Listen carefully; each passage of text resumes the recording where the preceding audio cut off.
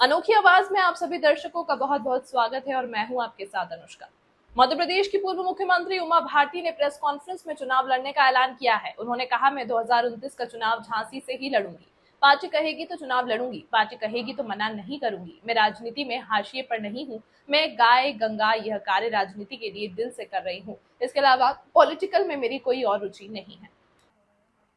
ये बहुत पावन पर्वों का एक 5 दिन का पावन पर्व चलता है, जिसमें लक्ष्मी जी का भी दिन आता है, बहनों का भी दिन आता है। और मैं आज कह सकती हूँ कि मेरे अपनी ज़िंदगी के सबसे खुशी भरे समय को आपके साथ शेयर कर रही हूँ। मैं बहुत दिनों से सोच रही थी कि जीवन की समग्रता के लिए क्या विशेष बात है जो जीवन को समग्रता का बोध कराती है। इसी बीच में मोदी जी ने कहा कि हम अब आत्मनिर्भर भारत की ओर जाएंगे, तो मुझे लगा कि वही तो है गौ और गंगा। गंगा पर 50 करोड़ लोग आजीविका के लिए आश्रित हैं और गौ पर तो पूरे देश की इकोनॉमी ही आश्रित थी। और जिस दिन से हमने दूसरे आश्रय पकड़े, हम कर्जदार होते गए, व्यक्तिगत तौर पर और सरकारी तौर पर हमारा देश कर्जदार होता गया। तो हम औद्योगिक क्रांति भी करते, लेकिन साथ में हम गौवंश का भी संवर्धन करते रहते। तो मुझे तो लगा जैसे मान लो वो बात वापस लौट आई हो जो 95 में हमने WTO का विरोध करते समय कही थी अटल बिहारी वाजपेयी जी ने। और इसलिए मुझे बहुत खुशी हुई। शराबबंदी की बात चली रही थी कि क्रमिक शराबबंदी को ठीक से लागू किया जाए, जिसमें कि लोग स्वाभाविक ऐसी स्थिति में आ जाएं कि कम से कम लोग शराब पी सकें। इसी बीच में आत्मनिर्भर भारत की बात आई तो गऊ की बात आ गई। मैं कह ही रही थी, तो शुरू हो गया था कि शराब छोड़ दो, दूध पियो गाय का। अब एक बहुत अच्छा समय आया तो मैंने अशोक त्रिपाठी जी को, जो इस विषय पे स्वदेशी में बहुत बड़ा काम कर चुके हैं, मैंने उनसे संपर्क किया और कहा कि आप गोपाष्टमी पर एक कार्यक्रम को प्रारंभ कर दीजिए। और वो कार्यक्रम है किसान गौ संवर्धन करे गौ पालन के द्वारा, क्योंकि गौशालाओं से गाय की रक्षा नहीं हो सकती। मैं शिवराज जी को भी कहती थी, मैंने मोहन जी को भी कहा, गाय तब बचेगी जब किसान उसको पालने की सामर्थ्य रखेगा, वो इच्छा रखेगा। इच्छा किसान की होनी चाहिए, सामर्थ्य सरकार प्रदान करे उसको। तो गाय से उसका परिवार भी चलेगा और जो गौ वंश पर आधारित खेती है वो स्वास्थ्यप्रद भी मानी जाने लगी है। इसी प्रकार से गंगा का कार्य बिल्कुल अंतिम सोपान पर है। जो कार्यक्रम 2014 से 2016 तक 2 साल गंगा जी मेरे पास में थी, फिर स्वतंत्र अथॉरिटी हो गई थी उनकी। उस समय जो कार्यक्रम मैंने बनाया था, अंत में सरकार उसी ट्रैक पे ले आई, क्योंकि कोरोना काल में बहुत हानि हो गई थी निर्माण कार्यों को, तो उसकी रीबजटिंग हुई है सारे कार्यों की। क्योंकि हम कहीं ना कहीं बाहर से लोन लेकर के हमारी सरकार उसको करती है। तो इसलिए ये बहुत अच्छा हो गया कि गौ और गंगा को हम एक साथ जोड़ सकते हैं। और वो कैसे जुड़ेगी मैं आपको बताती हूँ। गंगा और नर्मदा जुड़ेगी, गौ और गंगा जुड़ेगी। आपको याद हो, आप में से कुछ लोग तो उसमें छोटे होंगे, मैंने 2003 की अपनी कैंपेनिंग में यही कहा था कि मध्य प्रदेश के लिए गाय के दूध की धारा और नर्मदा के जल की धारा पर्याप्त होगी विकास के लिए।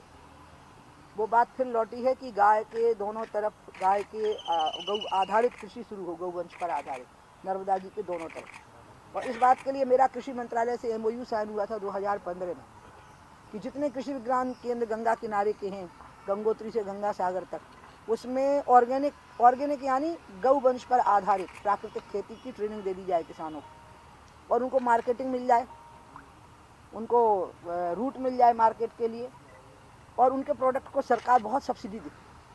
तो इससे ये होगा कि जो केमिकल फर्टिलाइज़र गंगा जी में जाता है वो नहीं जाएगा फिर। तो ये सब तैयारियां पहले से थी। अब मुझे लगता है कि उनको एक पैकेज में करने का समय आ गया। तो मुझे बहुत खुशी भी हुई कि ये मेरी ज़िंदगी का सबसे सुंदर मुकाम आ गया। तो गोपाष्टमी को हम गौ संवर्धन अभियान का प्रारंभ करेंगे और किसान इसको आगे चलाएंगे 1.5 साल तक, क्योंकि मध्य प्रदेश पहले ही इसमें आगे आ चुका है। मध्य प्रदेश ने पहले ही इसमें बहुत प्रगति कर ली है।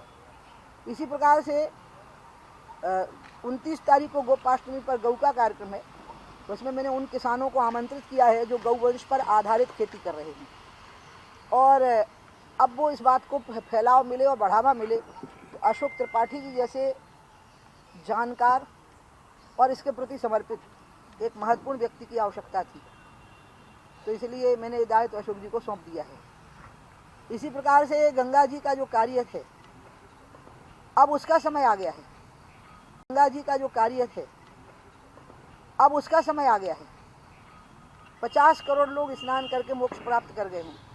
क्या उन 50 करोड़ लोगों की जिम्मेवारी नहीं है कि वो गंगा की निर्मलता करके जाएं एक दिन, किसी एक दिन?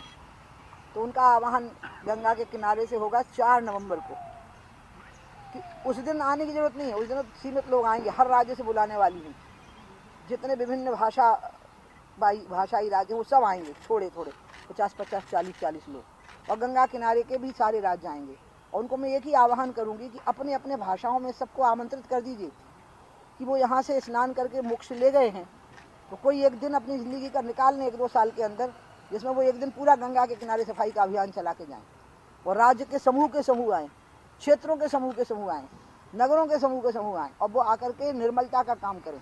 बाकी अविरलता और निरंतरता ये तो सरकारी काम है, सरकार की नीति है।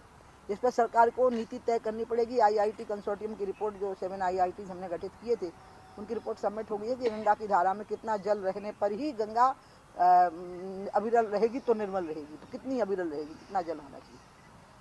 तो इसलिए प्रयाग में एक प्रकार से इस अभियान का ये दूसरे फेज का समारोप होगा।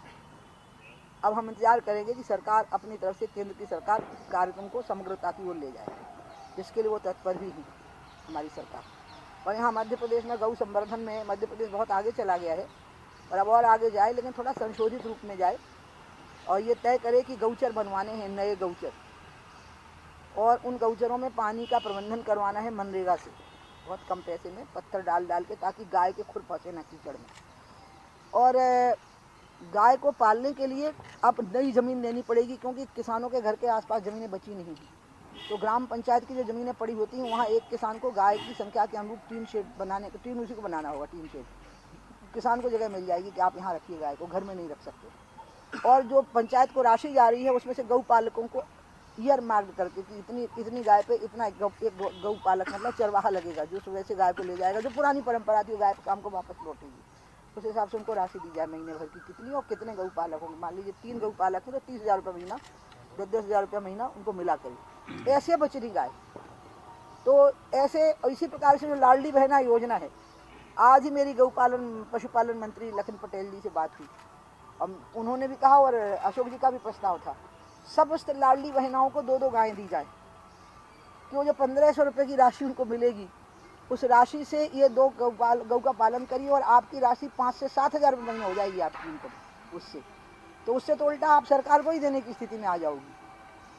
ऐसी स्थिति उनकी बनानी चाहिए। इसी प्रकार से अन्य जो लाभार्थी हैं सरकारी योजनाओं के, और गांव में रह रहे हैं, और अधिकतर किसान परिवार के हैं, उनको उसके साथ गौ पालन की एक अनिवार्यता सी करनी पड़ेगी, और उनकी सुविधाएं देखनी पड़ेंगी, इतनी जितनी मैंने आपको कही है, गौचरों की और गौ पालन के लिए जगह की, और उसके लिए मार्केट की। फिर जो गौवंश के उत्सर्ज से जो मार्केट बन सकता है, उसके एक मार्केट की, ये 3 व्यवस्थाएं अगर हो जाएंगी तो गाय बोझ रहेगी ही नहीं, और तभी अपने आप स्वाभाविक नैसर्गिक भाव से गौ हत्या बंद हो जाएगी।